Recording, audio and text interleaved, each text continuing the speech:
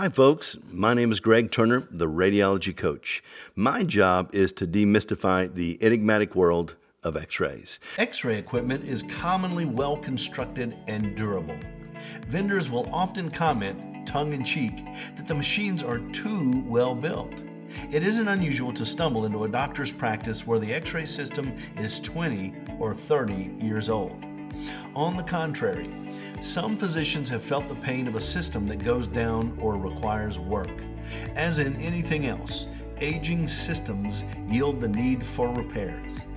Over the course of time, wear and tear, dust, vibrations, and electrical currents can impact the unit, causing anomalies to surface that will interfere with your examinations. When a system crashes, it can be very costly to the practice. Patients may have to be rescheduled. Surgeries may be delayed, and there is a real risk that new patients may decide to go elsewhere. In order to prevent this type of catastrophe, it is wise to put your radiology equipment onto a periodic maintenance schedule with your X-ray dealer. Your dealer is the person that sold you the equipment or installed it into your office. They will set you up on biannual visits and take steps to assure that your equipment is in pristine condition. This involves checking wires and connections, running diagnostic tests, calibrating the machine, checking internal settings, and inspecting the hardware for defects. They can clean out the internal drives and computer boards and lubricate areas that are critical. Most units are sold with a warranty, and it's up to the doctor to determine what portion, if any, of the preventative maintenance can be covered. It is wise for the practice to keep their X-ray units in shape and managing the supporting documentation for future reference. Your dealer will begin to know your X-ray machine and understand the minor nuances that are important to monitor over time. Prior to the installation of the equipment, the clinic should have made sure that their electrical outlets were appropriate for the equipment.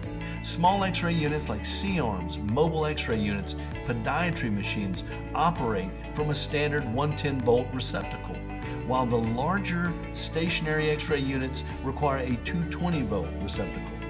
In addition to this, it is not mandatory but advisable to consider a double-grounded medical outlet for the X-ray machine.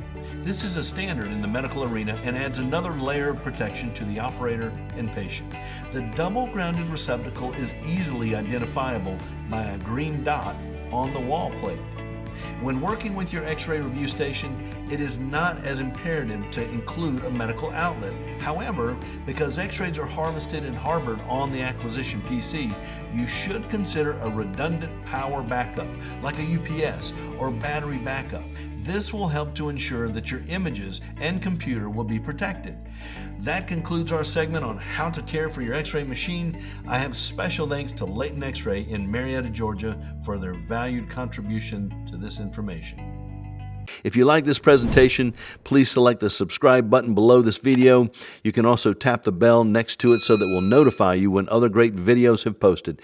My name is Greg Turner, and I'm the Radiology Coach. And remember, mark my word, and mark your films.